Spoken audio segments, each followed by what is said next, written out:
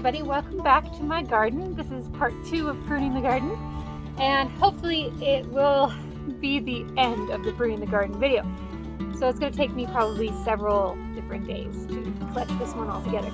But I wanted to start off with this tank I've got behind me, which is one that you guys recently saw, which was mostly weeds and a few potatoes. And I wanted to talk about it just real quickly because this is the kind of thing that a lot of gardeners don't say or show or do a lot of on their channels, are those things that take a lot of time to get going really well. Like I have a couple of tanks in this garden that grow things beautifully, like the one that has the cabbage in it, the one that has the tomatoes in it, the one that has the asparagus growing in it. Those are all a couple of years old. Those have soil in them that I have worked on, made better, added things to, and it takes time to make good old crummy soil into something that wants to grow things. So this tank I was put in this year, as was this short one, and it was straight curl dirt, which means it was 90% manure, 10% dirt, and 100% weed seed. So we're really actually quite lucky that we got anything to grow in there. And when I have a really hot dirt like that is mostly manure in these metal containers, I give it a year of just watering it and it breaks down. But I like to put some kind of a crop in there, something that's kind of hardy, not too expensive, something I'm not too worried about. And for me, that is potatoes. So I planted both of these 2 potatoes because they are working on the soil underneath the surface. So if I planted a surface crop, it doesn't really do anything for the soil. But whereas it's dragging the nutrients and the stuff out of the soil to try to grow these plants, it kind of breaks down the dirt a little bit, breaks down the manure. And I want to show you, let me flip the camera. So when he filled his tank for me, he filled it over full. It was really full of dirt. And now, as you can see, it's about 6 inches down from the top of the lip. And that is just all that manure and everything that was fluffy in it, any hay, is breaking down and it's becoming a nicer soil. It is not by any means a good soil yet. There is a lot of breaking down to do yet. But next spring, I will add if I can get my hands on it, I might add it this year, but most likely next spring I will add a bag of peat moss, a bag of fertilizer, whether that be a spoma, garden tone probably. Sorry, excuse me, the allergies are bad. And maybe even some something to make it lighter. Maybe some bag dirt. We'll see what I can find. I shop the sales pretty hard on those kinds of things. But I'll add all those different things into the soil, and that will make it into this amazing soil that will grow big plants like I've got growing on over there, instead of growing mostly weeds. So I had been watering this even though it was mostly weeds, just so it'll break down. And then we pulled all the weeds this morning. We got a handful of baby potatoes to make into stew or something. I didn't expect it to grow any potatoes, so those were kind of a bonus. And they're actually really, really delicious. I'm excited to go and have some more for supper here pretty soon. But I'm going to plant some pumpkin seeds. I was in the Dollar General, and these were 25 cents off season. So I've got pumpkin jack-o'-lantern and something else. Connecticut Field. That one. And this is going to seem kind of ridiculous because both of these are 100-day pumpkins. And we are starting August 1st this week. So it's not like they're going to make it by Halloween. But they will do something with this soil. And that is the point, is to keep watering this and to keep doing something with the soil. And that'll be a good crop for this. I don't really want to plant any more onions because it's just not the right. I don't want to plant potatoes. I don't want to plant any more tomatoes, lettuce, radishes, all those kinds of things are so short term, they won't do anything for the soil. So I'm going to go ahead and plant the pumpkins.